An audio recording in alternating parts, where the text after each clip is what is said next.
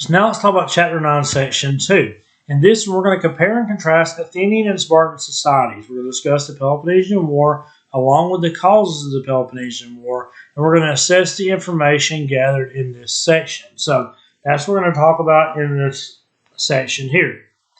Now we're going to talk about the Peloponnesian War, which is going to put Sparta and Athens against each other. So first, let's talk about Sparta and Athens as societies. Spartan society was dominated by the military. They was, from the time they were born, literally, and that's the next point, but literally, if a baby was born and had something physically wrong with it, was really small, anything like that, they would set it outside the city to die. They basically said, you don't look like you're worthy to live. And that's a terrible way to be. Like I always say, my youngest son, Eli, would have been considered part of that because he was born at 2 pounds and 2 ounces. Very tiny, very unable to do anything on his own. When he was born, they had him on a feeding tube and things like that, so he would have been left outside the city to die. So it's more personal for me having a child that's in that situation. Boys would engage in training from a young age of running, jumping, swimming, throwing javelins. Basically, what's going to become stuff like Olympic sports is how they would engage in training. Because that's what the Olympics started off as, was military training type stuff. I love this picture of this baby. This is Sparta! Because that baby looks very intense. Boys were not given much food, and they were encouraged to steal food as long as they didn't get caught. Soldiers from the ages of 20 and 30 lived in barracks and only occasionally visited family. So there's these different time frames. Boys, they weren't given much food. They were encouraged to steal food as long as they didn't get caught. And, the whole idea behind it is we're not giving you food. Get it somehow, but don't let us find out how you get it. Between the ages of 20 and 30, they lived in the barracks. They hardly ever saw their family. The Spartans believed the most important qualities of good soldiers were self-discipline and obedience. Because Spartan men were often at war, Spartan women had more freedom than most women in Greece. Unlike other women in Greece, Spartan women believed the jobs of spinning and weaving to be beneath them and to be slave jobs.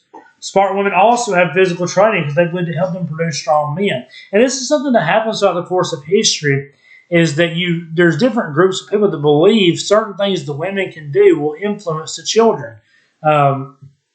In Spartan society, they believed that the women trained and the women were physically fit, that their children would inherit good genes, basically. This is a Spartan quote from Tyrtaeus, which says, "Feel no fear before the multitude of men, nor do not run in panic, but let each man bear his shield straight towards the four fighters, regarding his own life as hateful, and holding the dark spirits of death as clear as the radiance of the sun." That's a pretty intense quote. Feel no fear before the multitude of men, and don't run away in panic. Basically, this is the mentality of the Spartan people. Go into battle, don't be afraid, and do not flee. And that's kind of their mentality. So now let's look at Athens, which is a lot different. Athenian boys learned other skills than just fighting. They learned how to read, write, and count.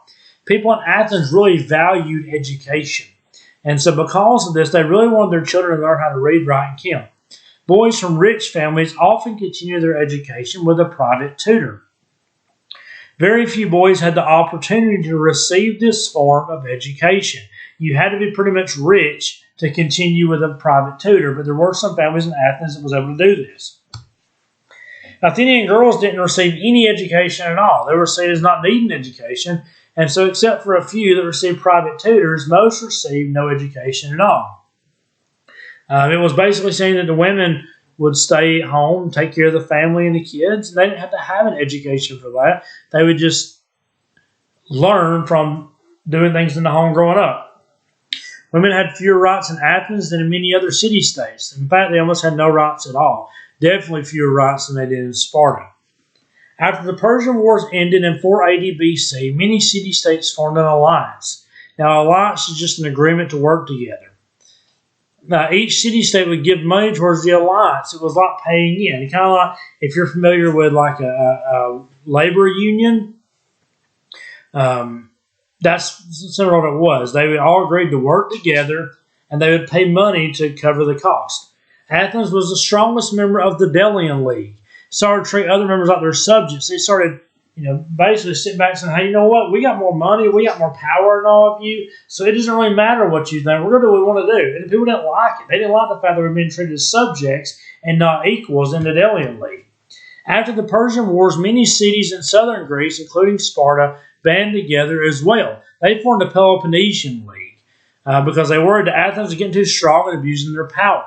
This is going to lead to the Peloponnesian War, which is a war between Athens and Sparta that threatened to tear all of Greece apart. It divided Athens in half. It wasn't just Athens and Sparta going at it. It was the Delian League and the Peloponnesian League going after, which was a bunch of other city-states that just kind of worked with it. They were just the two largest and the two most dominant in that.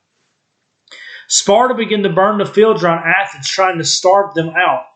But Athens brought food in many ships to feed the people of Athens. For 10 years, both sides fought with each other, and neither could gain an advantage. Eventually, the Spartans went home. Athens was weakened when they tried to invade Sicily and lost, and the Spartans attacked and won, leading to an Athenian surrender and the end of the Peloponnesian War. And so it's going to lead to an end of the Peloponnesian War.